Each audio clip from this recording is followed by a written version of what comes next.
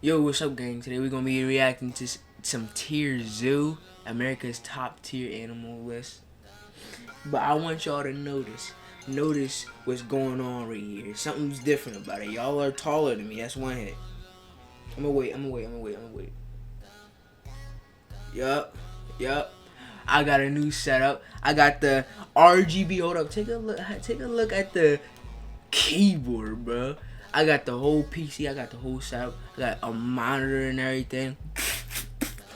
Here in my mouth. But for real, this is crazy. This is all I want right here.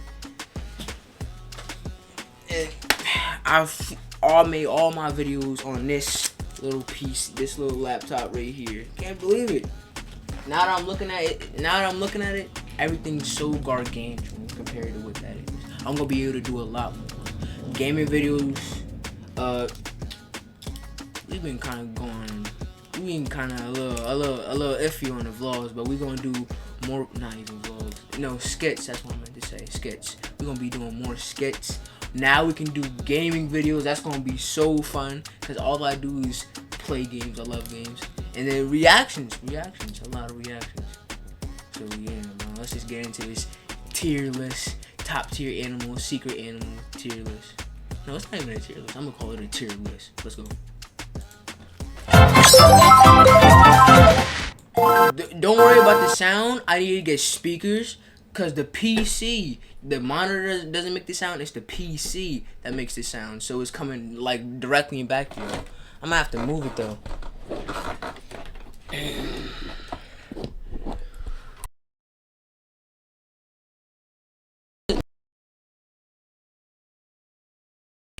I already know. Hold up. Let me check. Cause I'm already knowing. Hold up. Alright, y'all good. It looks good though. I ain't gonna lie. This monitor looks good. I had to do a couple tweaks to it so it can look modern, but you know, it still looks good. It still looked good when it was a little pixelated, but you know, let's go. Cheetahs are low-tier trash. The fastest land build in the game has a ton of flaws in its game plan, which you could learn about in this video here if you like. But enough about cheetahs. What about the second fastest? Do you even know what it is? How does it stack up against its competition?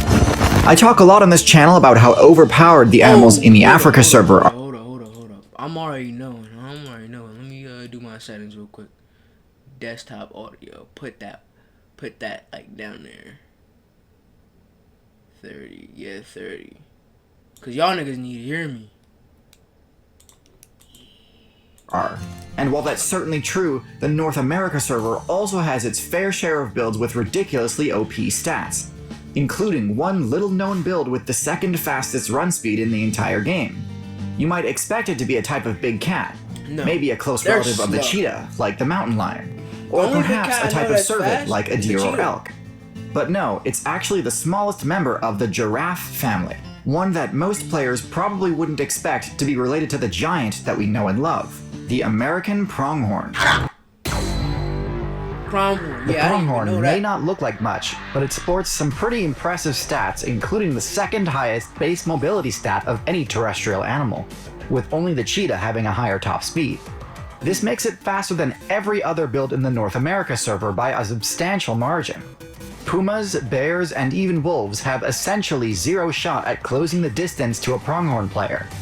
Pronghorns have much more endurance than most predators, and are able to maintain these high speeds for significant distances, not just short sprints as most predators do. Pronghorns also have horns on their head which can deal decent damage in a pinch, although it's pretty rare they'd actually need to use them for anything other than dueling against each other. Still, these sharp, keratinized horns can definitely do some damage. Pronghorns aren't particularly stealthy because of their bright white back end. However, even with how noticeable they are, if you ever see a pronghorn, it's almost certain it sees you first. Their eyes are incredibly sensitive and can detect movement from 4 miles away. Because of their huge field of view, this makes it borderline impossible to sneak up on a pronghorn unless your build has some insanely high-level stealth abilities. Pronghorns have one of the lowest HP stats of any North American ungulate. They of course share a server with builds like the elk, moose, and buffalo, all with a massive health bar, making them near impossible to bring down solo. Conversely, pronghorns rely entirely on their speed stat to keep them safe, and can't really afford to take any damage at all. For the most part, the pronghorn's general game plan works great.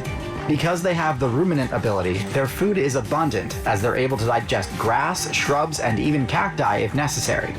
They also are able to consume plants that are toxic to builds like sheep, cattle, and horses, meaning they don't usually compete for resources with livestock, and so as long as they don't get careless, pronghorns are usually able to evade most conflict. So why is the pronghorn so uniquely fast? Its immense speed stat legitimately feels like overkill, and I would argue that in the current meta, it absolutely is. However, the pronghorn has been one of North America's top survivalists for a long time, through several balance patches and expansions. And during the Younger Dryas expansion, there were additional, speedier threats that the pronghorn player base had to contend with, namely the American lion and American cheetah. These felid builds were extremely dangerous to a lightweight, evasive style build like the pronghorn. The American cheetah in particular had a max speed stat roughly equivalent to its African and Asian counterparts, but was also bigger and bulkier than the modern cheetah. And so during that particular ranked season, the pronghorn wisely opted to max out its speed and endurance in order to evade attacks from these American felids. However, these felids were banned with the launch of the Holocene balance patch, leaving the pronghorn hugely overtuned for its remaining competition. Still, this didn't mean automatic success for the pronghorn. In fact, their player count was dwindling up until very recently. The reason for this is that pronghorns are extremely poor vertical jumpers, and so they're heavily impeded by any sort of barrier. They require open terrain with good visibility in order to remain competitively viable. So when human players started constructing barriers made of sharp metal, things got really dangerous really fast for the pronghorn. Most of the herbivore builds in the North American meta can easily clear the vertical of an average barbed wire fence, but pronghorn players usually opt to crawl under barriers if possible. Because of the pronghorn's low HP stat, even relatively mild chip damage from barbed wire fences can deal lethal damage to a pronghorn. He died? This issue was really frustrating to deal with as a pronghorn main, and so most of them just opted to play characters with better vertical mobility. But eventually, the human player base realized how unfair this tech was, and opted to self-impose a ban on the tech in important areas. As a result, the pronghorn player base has recovered massively and is no longer at risk of collapsing. So I don't know if I can quite give them an S-tier rank, since they're highly vulnerable to disruption if any sort of major balance patch imposes a lot of barriers into their territory, in addition to the obvious things like human structures, like roads and fences. Any increase in woodland biomes would also severely hamper their ability to detect predators or run for long distances to escape. This is the main reason why pronghorns, despite still being faster than any of their potential competition, have failed to make an impact in biomes with less open spaces, such as the woodland tundra biome of the backcountry of Canada, or the jungles of Central America, where stealth-based builds like the Puma and Jaguar have more of an advantage. Now, to be fair, having an unfavorable matchup versus a Jaguar isn't saying much. They are the undisputed top-tier predator throughout the entirety of the Central and South American jungle biome. But it would be impressive to see them diversify their playstyle a bit to see if they could be more competitive in less open terrain, as their other giraffoid ancestors used to be. Especially since the pronghorn's other main weakness is made worse by the fact that they spend time in completely open spaces. That weakness being their vulnerability to aerial attacks. With no tree cover, pronghorns have nowhere to hide from the one predator that actually is able to keep up with them, the golden eagle. They may be the second fastest land build in the game, but if you include flying builds, most birds beat this speed pretty easily, especially predatory birds. Still, it's hard not to respect a build that managed to adapt so effectively that its strategy hard countered the game plan of their main opponents, driving them to complete and total irrelevancy. Then again, is it really that big a flex that a variant of the cheetah build ended up not being viable in the current meta? I wouldn't be that surprised if, given enough time, the African antelope mains also started speccing into higher speed or greater bulk in order to invalidate the African cheetah's only favorable matchup. Anyways, with all that being said, I'm gonna give the pronghorn the rank of A tier. This video is brought to you by my next video on rhinos, already up on Nebula. Pronghorns are successful despite having some of the smallest horns in the game.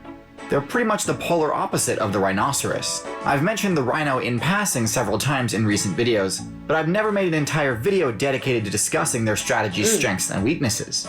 That is, until now. The Animorph I've got an was not entire hurt, video he was all fine. about the Rhino. It'll hit YouTube in a few months, but the full thing is already released on Nebula. Nebula is a streaming service owned and operated by and for creators like me, and thanks to their support, I can not only do these flashy edits, high-quality stock footage clips, and custom 3D animations, but I'm also now able to be one video ahead, 1 month in advance on Nebula. And it's not just me, channels like Real Engineering and Extra Credits are also uploading their content 1 full video ahead. Not to mention high-quality exclusive originals like Real Life Lore's Modern Conflicts. Hold on, is this basically the end? Let me see. Yeah, this is basically the end. Alright then. If y'all enjoyed the video, leave a like and subscribe. There's gonna be more videos coming soon. With gaming videos, all that. We about to have some fun. But anyway, yeah. Peace.